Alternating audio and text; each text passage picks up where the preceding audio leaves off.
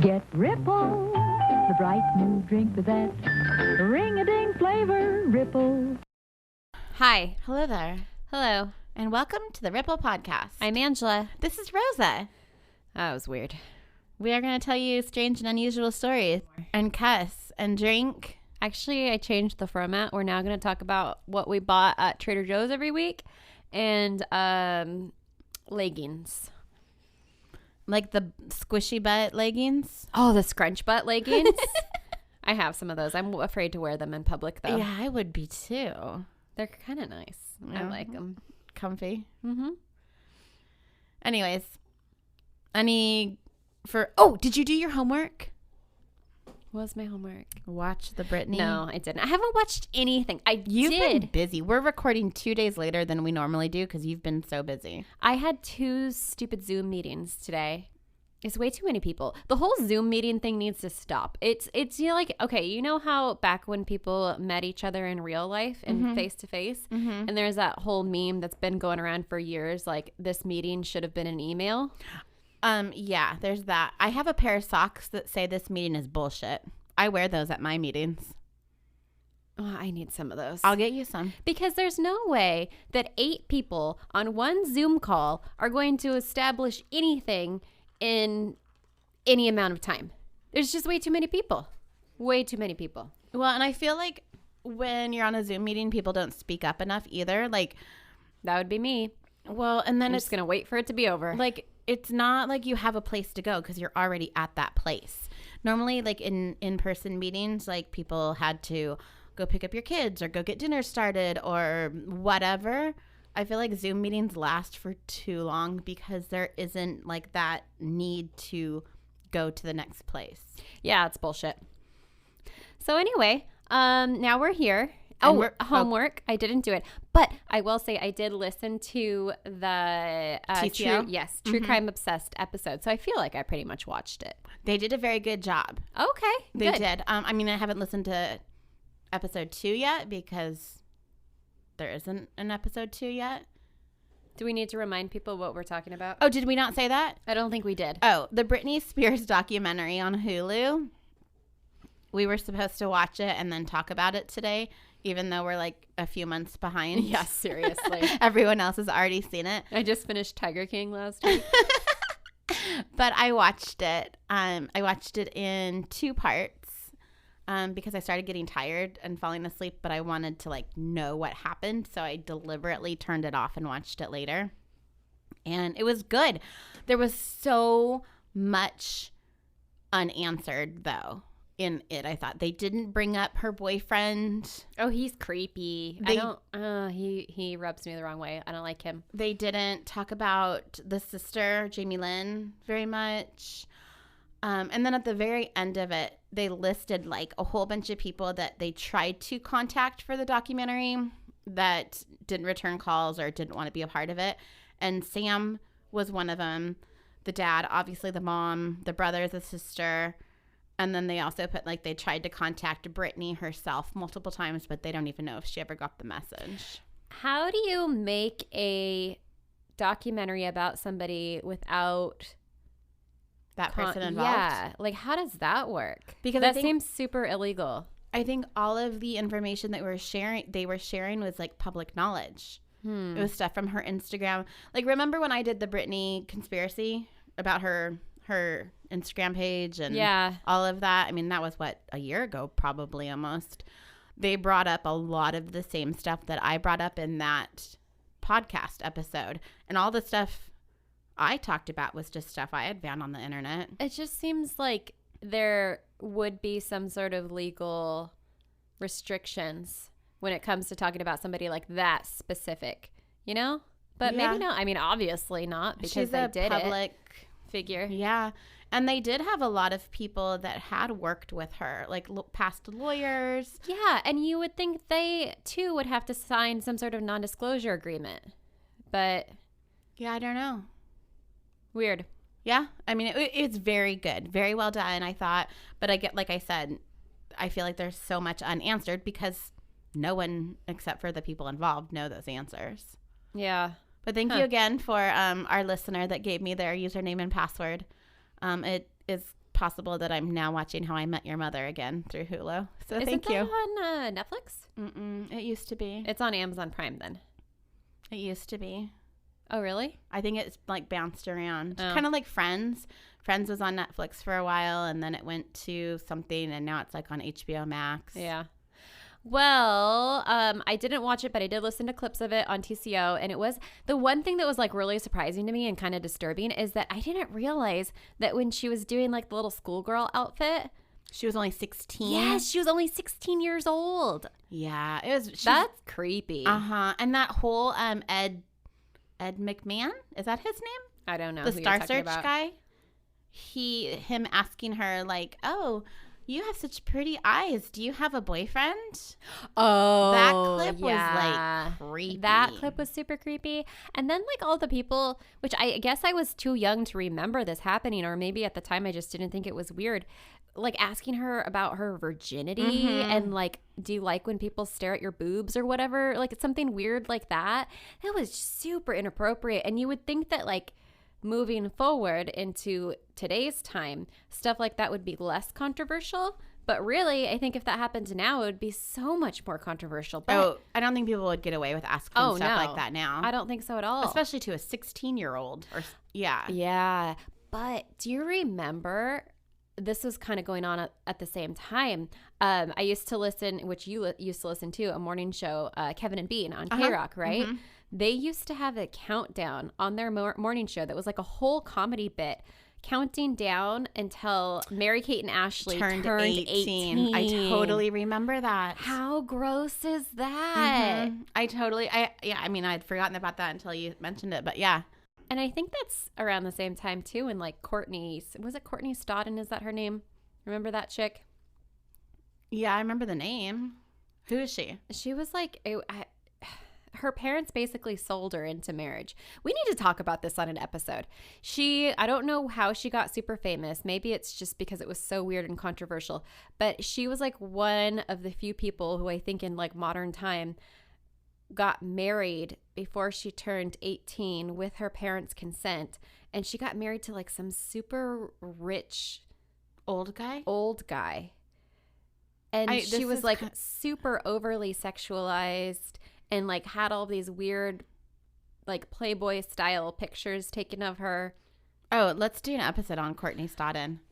Mental note. Oh, I want to tell you a couple things really quick. Okay, so we're a little teeny podcast. Like we have all of 12 listeners on a good day.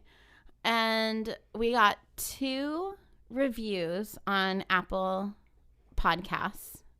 Good reviews. Like nice reviews. People saying good things about us. People that we don't even know. It wasn't even friends that we bribed. No, not even. Or it's not like we took someone's phone and wrote it for them. It was like we've never done that. I don't know what you're talking about. Real people. One of them was Postmates can suck a DIJK, but it was like in code, dick. And then somebody else, I should have remembered. I'll have to look it up and give you a Instagram post later or something. But 2 of those. And then I got a message on Facebook from another listener, someone that I didn't even know that was listening.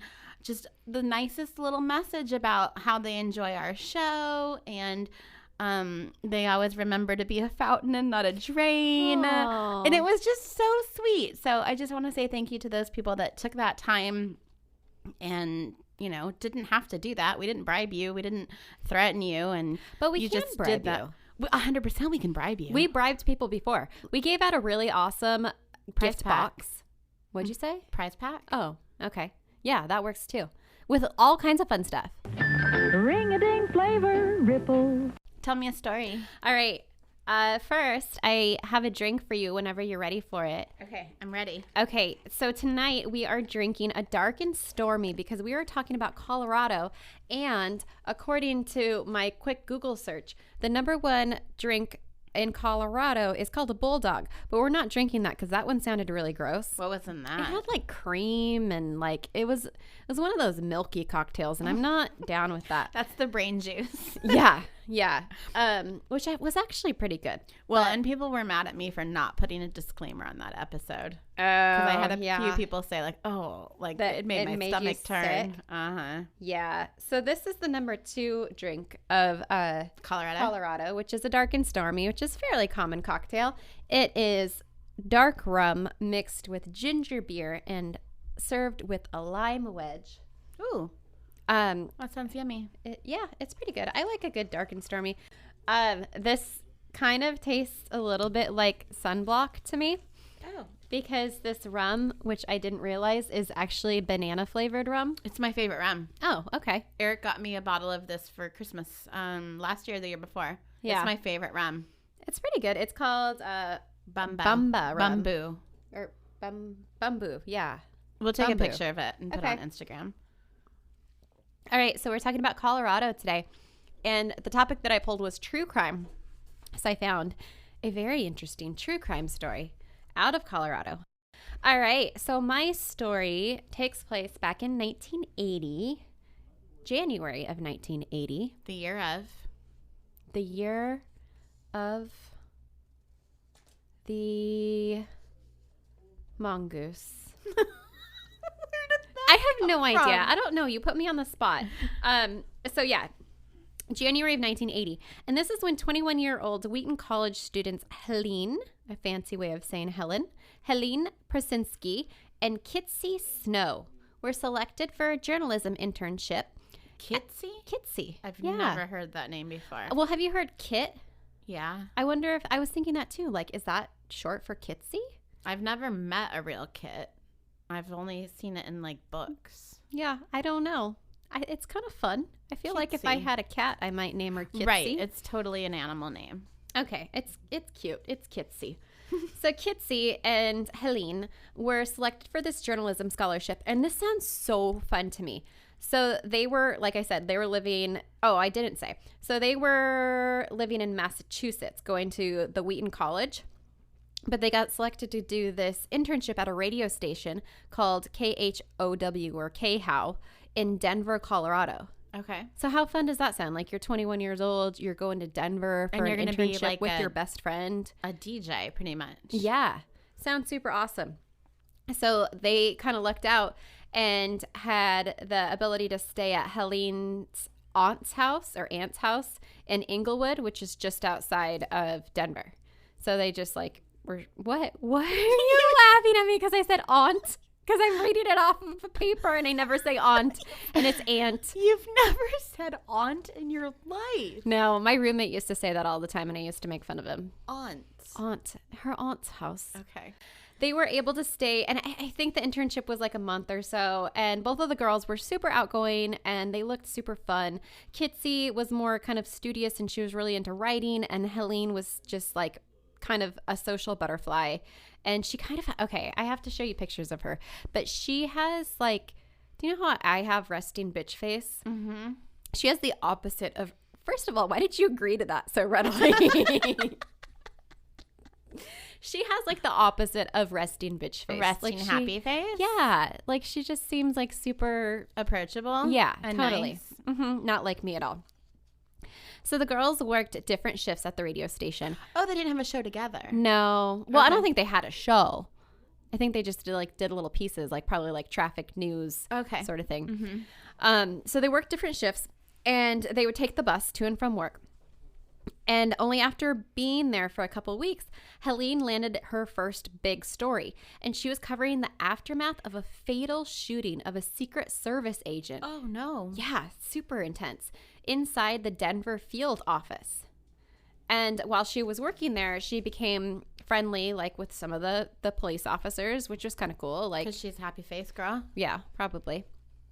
And which is like, it just seems like a huge break, like a 21-year-old to cover a story that intense and Right. that serious. Like, I think, I don't know, when I was 21, I was like waiting tables. I don't think I would have been mature enough at all to take on something like that. Absolutely not. No way. Mm-mm. So she has this really big story, huge break, and the next morning she gets ready to go to work, and it's January. It's in Denver. There's snow on the ground, and she has to walk to catch the bus. So she has about 6 blocks to get to the bus station. And then when she gets to the bus station, she has about 2 blocks to get to the radio station. Okay, so 8 blocks total walking. Yeah, which ended up being like a little bit over a mile. So Okay. not too bad. No, that's, very doable. So she gets ready for work. She puts on her tan corduroy pants. She puts on a turtleneck, a sweater over that. She has this blue coat that she wears, and then she has some lace-up boots. Okay. And after she finishes her day at work at around 5:30, she heads back to the bus stop on 14th Avenue. I don't know. It's still, I would assume, somewhat light around that time. Yeah, I would think it's probably just barely starting to get dark, maybe 5:30, January. So she rides to her stop in front of Frank the Pizza King in Inglewood, and then she starts walking the 6 blocks back to her aunt's house. Stop it. And that's where she would meet up with Kitsy, and they'd probably talk about their day and whatever. And she should have been home by 6:30. But of course, this would not be a true crime story. Without a crime. Without a crime. And Helene does not show up. So thinking that maybe Helene missed the bus, or maybe she got off at the wrong stop or something, or who knows what, her aunt and Kitsy hop in the car and they start driving the route back to the radio station. Okay. And as they're driving this route, they don't see her. They don't know where she is. They start calling around. They call the radio station and see if maybe she got held up on a late story or something. I mean, this is before the time of cell phones. I was just going to ask that, yeah. Maybe they missed a call from her and they just have no leads. They know that she left work and they don't know where she went after that. Mm-hmm. So now it's starting to get late and they know that something isn't right. So at 10:30, they call the police and report Helene missing. Deputies arrive at the house and they take a Polaroid photo that her aunt had of her for reference and they write down her description. Okay, so they took them seriously. Oh, Like, yeah. They didn't say, like, oh, you have to wait 24 hours until you report this person missing type thing. Yeah, I don't know if it was like at the time an official missing person report, but at the very least they took down the report and they had like a lookout like, Yeah, well, hey, they if came you to the see- house and, Right. Yeah. So I'm not sure if that's just something that happened I just think there. that's cool. I hate that whole 24-hour thing. Yeah, that is. And especially her being an adult too. She's 21 years old. So technically she Exactly. could have just been like, screw you guys, I'm going to the bar tonight or whatever. Uh-huh. But yeah, they did take it seriously. So the description of her was a 21-year-old white female, short brown hair, blue eyes, about 100 pounds. So kind of little, 5'5". So yeah, she's yeah. little. So as I told you before, Kitsy, being a journalist major and actually being very studious and loving writing, she was keeping a journal this entire time this was going on. And this is what she wrote that night. It's kind of sad. She wrote, "Poor Helene. What is she going through? Where is she? Is she all right? I can't believe this is happening.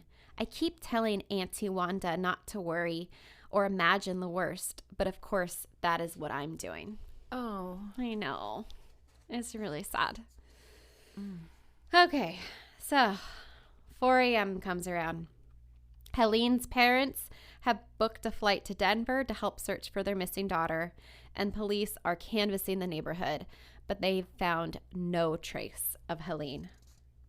They did find out, though, that she did get on the bus that night and she did get off at her destination, which means something must have happened between the 6 blocks from the bus station to her aunt's house. Okay. So they've narrowed it down that much. That's impressive. Okay. So by sunrise, there was like a light dusting of snow over the ground from the night, and police had no leads. Helene's family hadn't heard a word from her. But around 9 a.m., a woman and her son were driving around Daniels Park Road when her son looks out the window and says, "Mom, there's a body in that field." Oh, shit. Mm-hmm. So the mom looks over and she sees where her son was pointing. How old was the son? He was 13. Oh, yuck. Okay. Yeah. And she, too, sees what kind of looks like a body in the field. And, of course, neither of them want to go over there and check it out because It's a body. it's a body. But they're able to flag down a guy who was, like, grading the road. and pointed it out to him, and he went over, and within about 10 feet of the body, he knew for sure that it was indeed a dead woman laying there in this field. So, of course, they call police to the scene, and many of these deputies that arrive are the same ones who the day prior were with Helene at the station being interviewed about that story that she had.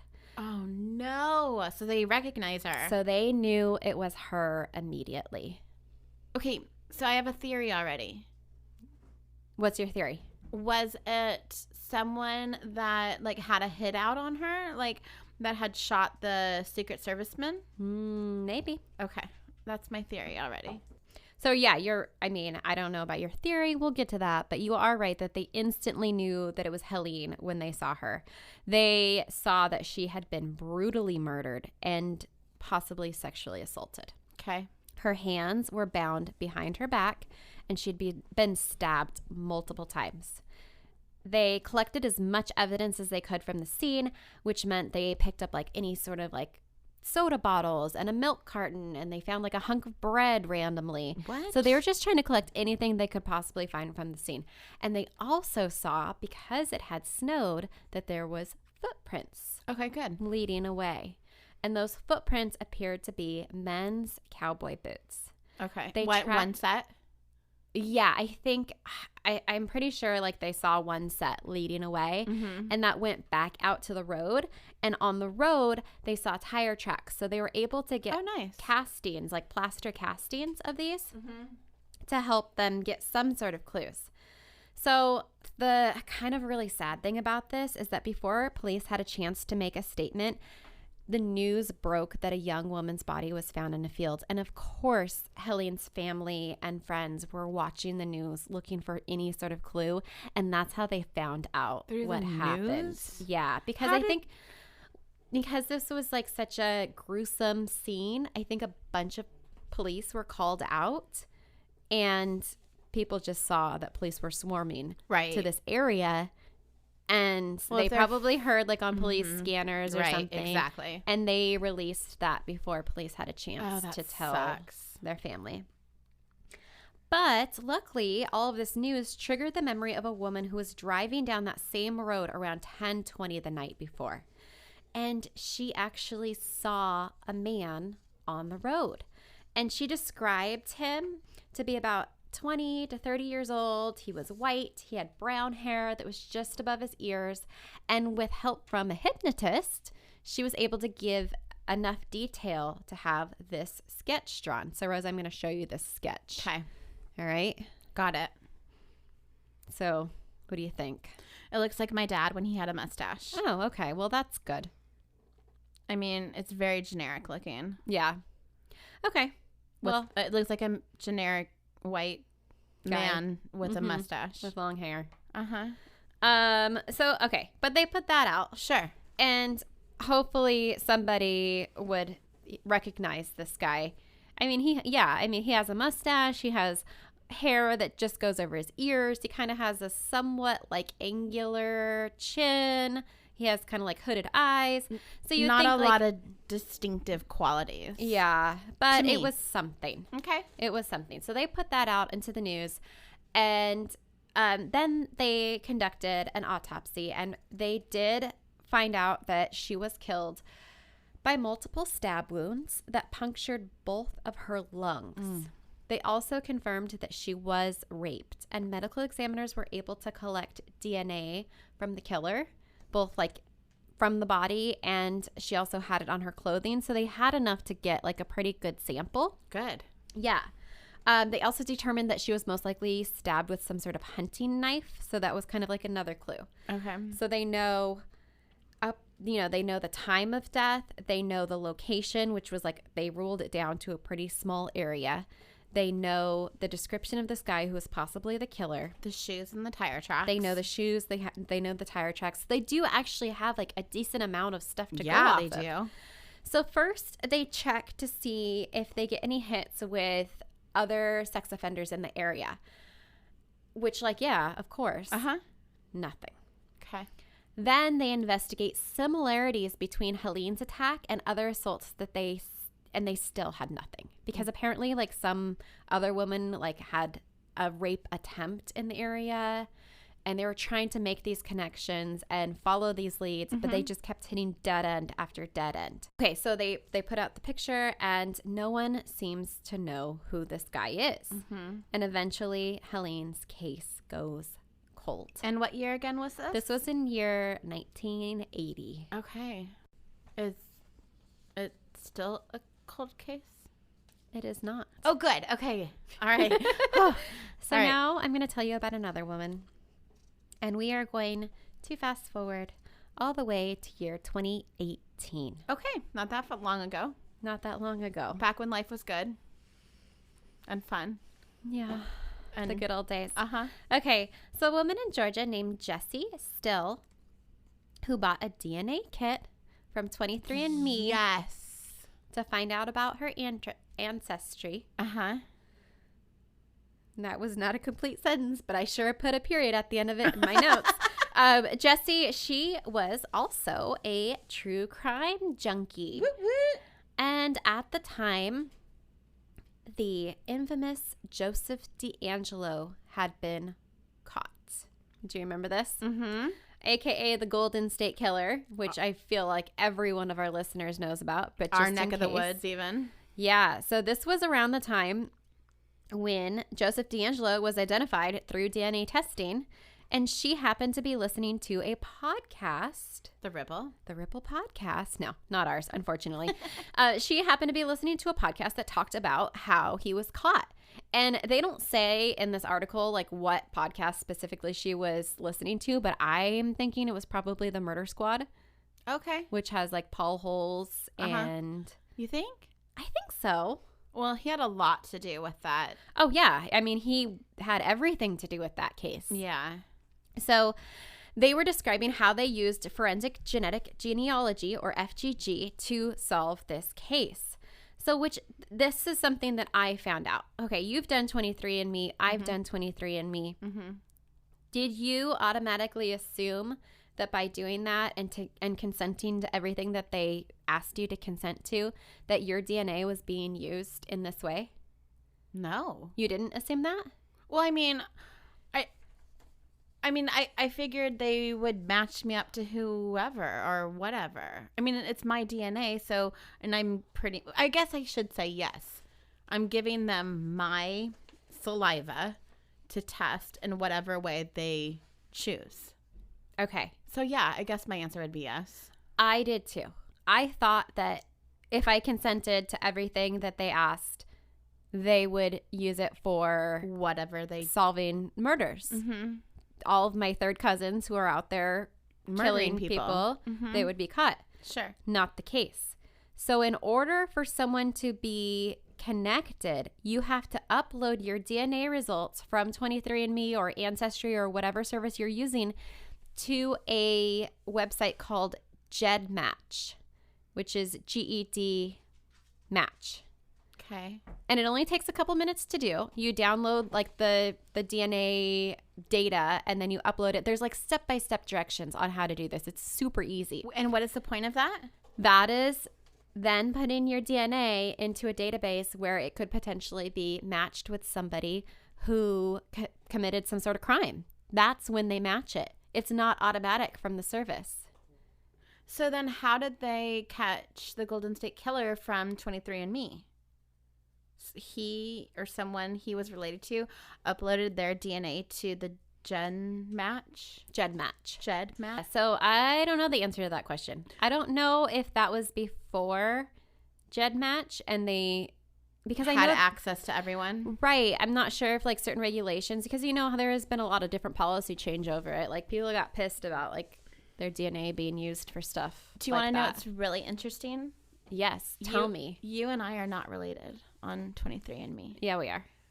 No, we're not. Yeah, we are. Not on mine. Well, then you didn't do it right because you're on mine. I have a whole bunch of people related to me, and you're not one of them. Yeah, I am. You're on mine. Oh, you're not on mine. Oh, maybe I didn't give you permission to look at me. Maybe I didn't accept your it might be DNA. You didn't accept me on the family tree. Uh-huh. No, you're on mine. Oh, really? Uh-huh. No. Although I don't know if I ever told you this. I'm pretty sure I did. I told Mom about this. But one time I was over at our neighbors like a couple years ago. Mm-hmm. Our neighbors to the west. And I was chatting, and he just stops and looks at me, and he's like, you know what? You really look a lot like Megan and Katie.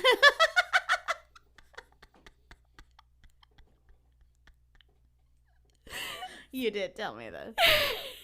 Who would have been the neighbor kids Right. when we were growing up. Right. So I thought that was kind of funny. That is funny. All right. Yeah, so that's what you have to do. So she didn't really think anything would come of it. But 2 months later, a cold case investigator from Douglas County, Colorado, sent her an email. And of course, she thinks like at first that it's some sort of prank or a scam or something. Yeah, I probably delete. wouldn't believe it either.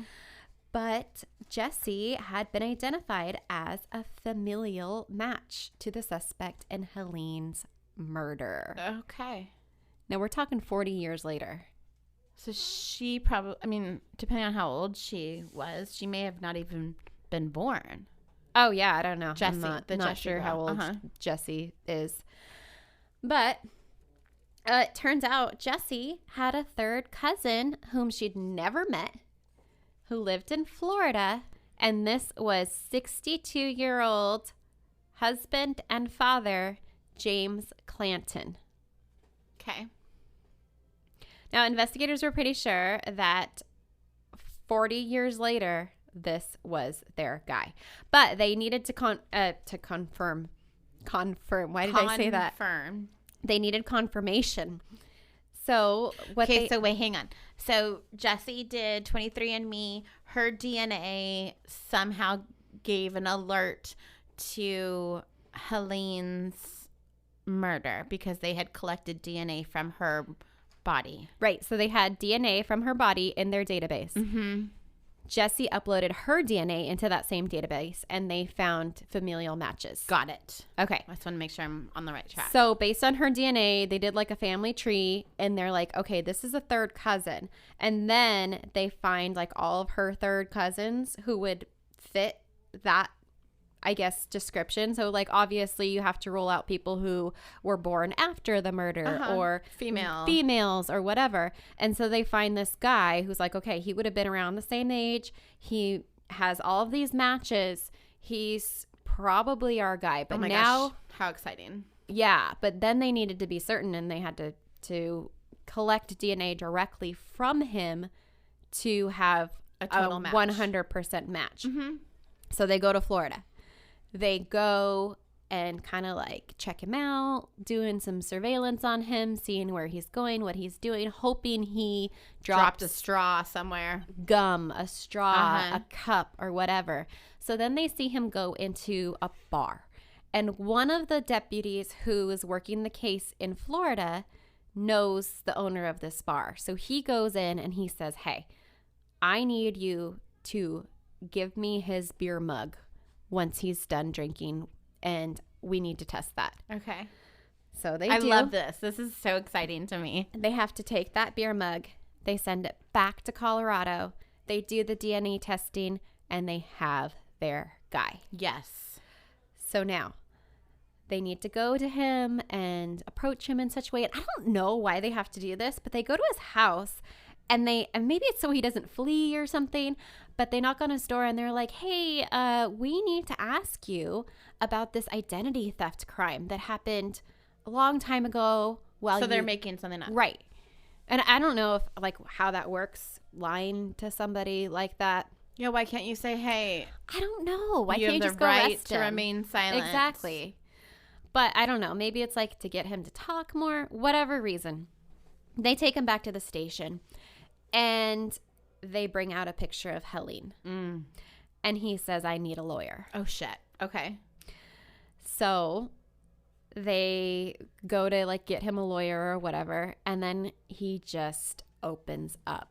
And it's like these floodgates of guilt take over, and he tells them everything. So what happens? Okay. If you want to hear the full story, which like I don't want to give this guy a ton of attention, but it is somewhat interesting, This is all recorded and on YouTube. Oh, I would watch it. Yeah, I watched all of it. His whole confessional. Yeah. And interview tapes. We'll play like a little clip of it just because it's kind of like, I don't know, there's something weird about it. But let me just give you the synopsis first. So he was 22 at the time. Mm-hmm. He's now 62. 40 years have passed. And I mean, 22, he was around the same age as Helene. Mm-hmm. So I don't know why that makes it extra kind of weird for me because he was so young when he did this. But the story goes, and again, I don't know if this guy's full of shit or if he's like actually genuine, but he tells that when he was a kid, like 5 years old, he didn't have a dad in the picture and he had a mom and a couple siblings and she had a total mental breakdown and he got taken away. Okay. And so he was living with family members or friends or something, and he doesn't say outright, but he says he was staying with a perverted pedophile. Mm-hmm. So he's suffering some form of abuse. Sure. And he wanted to do everything in his power to get back to his family, to his siblings, to his mom. And around the age of 8, he finally gets to see his mom again, and she completely disowns him and says, "You're not my son. I'm not your mom." Whoa. Yeah. That's horrible. It is really awful. And then he gets bounced around from foster home to foster home. And he says he's incredibly angry. And he gets to this point where like he steps outside of his body and just does things that he claims to not really have control over. Okay.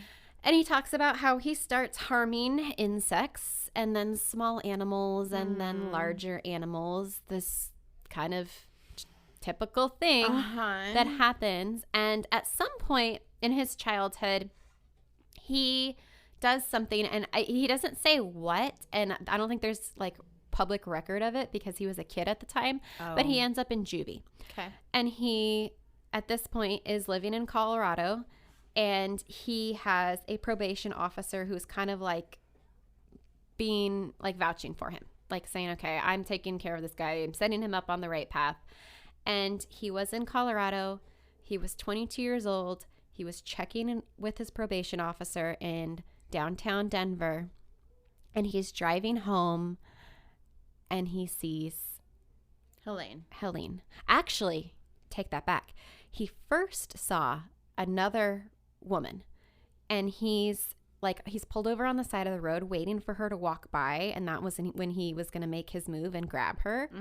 But she saw him and saw that like she got some sort of awareness, like, okay, creep vibe, and she actually went the other way.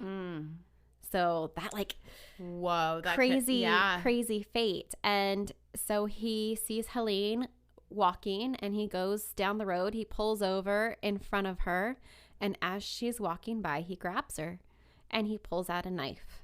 So he didn't want to befriend her or go out with her. He wanted to harm her. Yes. That was his goal. He was overwhelmed with anger, and he just wanted to destroy her. Ugh. It's really, really fucked up. It's really fucked up. And he goes on, like, I mean, it's weird, but he goes on, and he talks about, like, all this guilt weighing on him for so many years that he did this, and he just lets it all out, which, like, in a way, I mean, obviously he's pure evil. He's a terrible, terrible person. But at the same time, it's like the system failed him. Absolutely. Yeah. You almost, it's a weird thing to feel sorry for a killer, but I get what you're saying. Yeah. It's like he needed help. People knew he needed help, but he didn't get that help. And because he didn't get that help, he took the life of someone else. Yeah, it's weird because they're like, I mean, not everything is black and white. It's fucked up. But yeah, that's what happened, and he ends up getting sentenced to life. He confesses fully. He tells everything that he can remember. And shortly before he was arrested, he actually walked his daughter down the aisle at her wedding. No. He claimed... I was just going to say, did he have a family? Did he end up getting married? And Oh, yeah. All of those things. And he said that he was always extra protective of her because he knew what people were capable of because he was people. Uh-huh. So yeah, that's the way it goes. So I will play you a tiny little clip. Oh, but first, so I showed you the sketch earlier. Okay, yeah. Let me show you What the he really sketch looked like next to the actual photo of him back in 1980. Oh, wow. Isn't that crazy? That is like a spitting image almost. That's one of the few like mock-ups that really, really match. That's impressive. Mm-hmm. Very impressive. Yeah, it's wild. So my ripple is, if you have done 23andMe or Ancestry, or if you ever plan on doing it, go to jedmatch.com. GED? Yes. I think if you go to either Jed, you can go directly to jedmatch.com, or I'm on this site, which kind of explains a little bit more how it works and like how to get your DNA off of Ancestry or 23andMe or whatever one you use. Mm-hmm. And this website is yourdnaguide.com. So yeah, it shows you step by step how to get it off another site and then upload it to GEDmatch. And hopefully I'm not telling all of our listeners to upload their DNA into some crazy ass like Russian database and they're all going to be like identity stolen. I'm looking at it, but I think we're good. Okay. I'm not responsible for what people do with your DNA. Disclaimer. We have some, yeah, exactly. Some thing you have to sign at the beginning of it, or waiver. One of those things. Okay. So yeah, that's my story. Oh, I was going to play you a little clip. Oh, yes. That's right. That's what I was pulling up. I got distracted looking at that website. It's creepy. I'm just going to pull up a random one because it's so long and he just goes like on and on and on. It's really weird. James Clayton. We've had a lot of really weird Jameses in our podcast. Have you noticed that? So are you saying pretty much don't name your child James? It might be a suspect one. While we're driving to the airport, Jim advised me he'd like to talk to me about the crimes that he's being accused of from the other day when he did ask for an attorney. So I'm going to read him his Miranda rights again. I'm going to fast forward through that. We'll have a little conversation. I'll present you before any questioning if you wish. You understand that, right? Yes. You can decide at any time to exercise these You're in the car right now? And not answer any questions to So make any they statements. Do you understand that, right? Interview him in the car driving to the airport because he has to be sent back to Colorado, and then on the plane ride the entire time. Wow. Yeah, it's crazy. Decide you want to stop talking? You have that right. You understand that? Understand. All right. Do you understand each of these rights as I have explained them to you? Okay, I'm going to fast forward that more too. Because I knew that was going to come up and get me one day. Why was it going to come up and get you? Did you murder someone? I did it. Okay, you did what? I killed the girl they're accusing me of killing. Okay, so you do recognize the girl that was in that picture? Yes. Okay, can you tell me what happened? Like, where did you know her? No. Okay, where did you meet her at? Saw her get off a RTD bus. And I went and picked her up, put her in my car. I don't really know where I drove to, but it ended up in Daniels Park. Okay, did you get in your car willingly? No. Okay, how did you get her into the car? I put my arm around her and had a knife in my hand and showed it to her. Did she say anything? She said, "I'll go." Okay. Had you ever seen her before? No. Okay, All so right. you weren't sitting there. So you get the idea. Yeah, it's again, it's bizarre. Like you can almost hear that he's sorry in his voice, which I know is ridiculous for me to say that from a recording, from a whatever. But the way he's just being open and honest. It's like almost a relief Like Yeah. finally a chance to get it all He's been out. keeping it inside for so long. It sucks that he just didn't come forward in the first place. Yeah. And, you know, like let those family and friends, you know, have that closure. But yeah, it's bizarre hearing a confession like that. Yeah.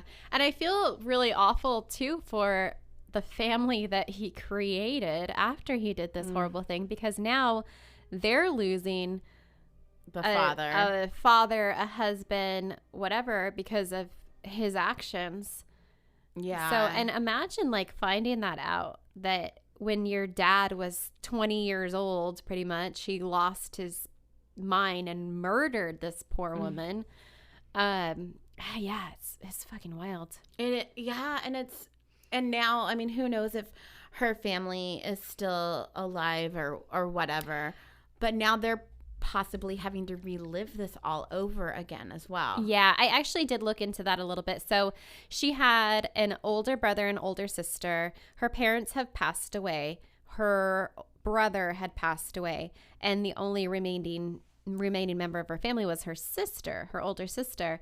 And she actually spoke out at a press conference after everything had been announced that they had found the guy.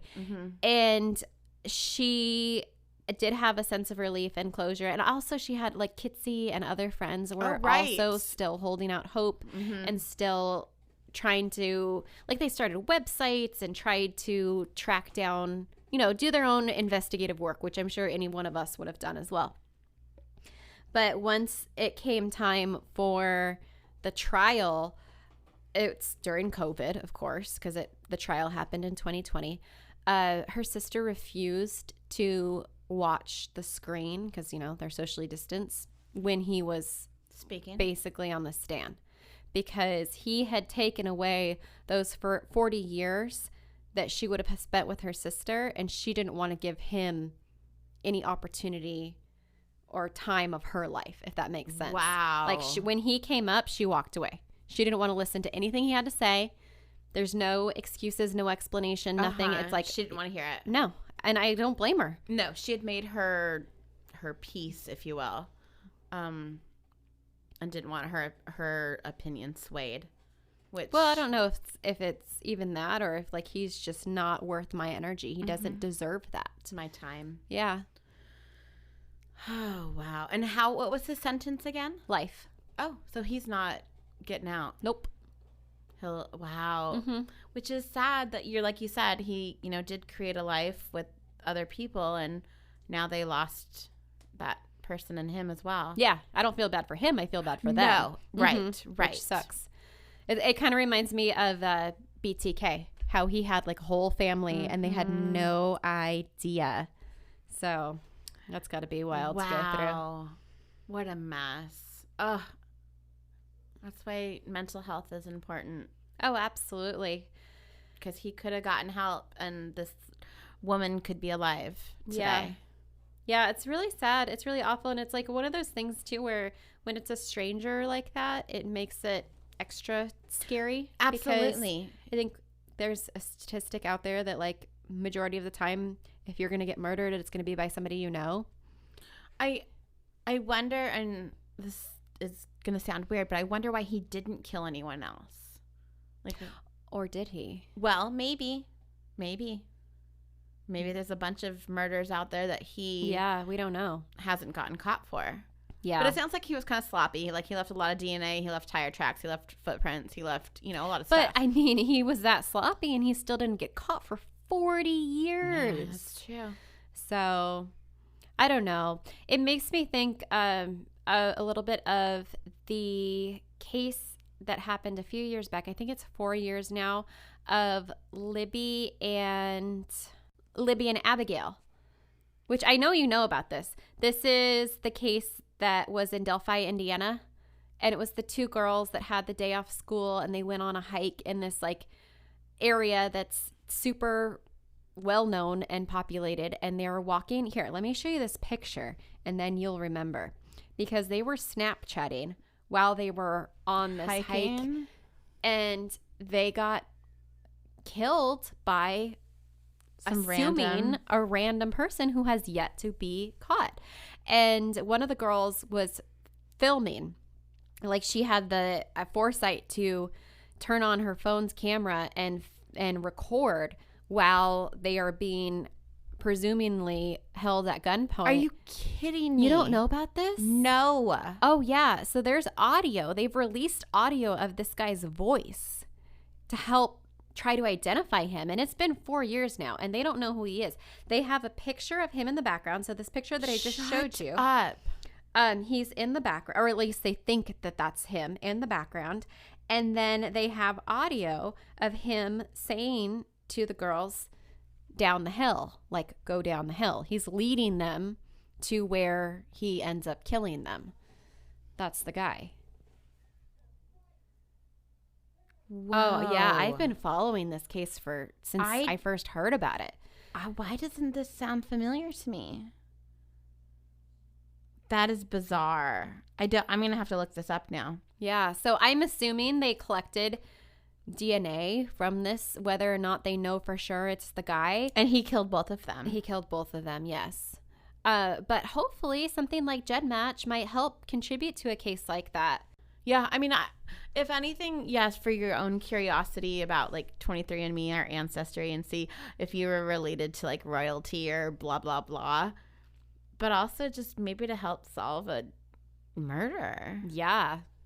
That'd be amazing. It would be. To help some family. Does a part of you feel like you really want to be related to murder, like third cousins? Like, because I kind of do. Just so that they get caught. Yeah, in a sick, twisted way, just for that reason. I mean, I don't want to have like that claim to fame, obviously, but if it puts somebody away, I do. Absolutely. Yeah. Don't murder people. Don't do it. Thanks for that, Rosa. You're welcome. It's very insightful. All right. That was a great story. Do you have a last thought and a shot for me? I totally do. It's all about Colorado. Hang on. Okay, so here is my last thought and a shot for you.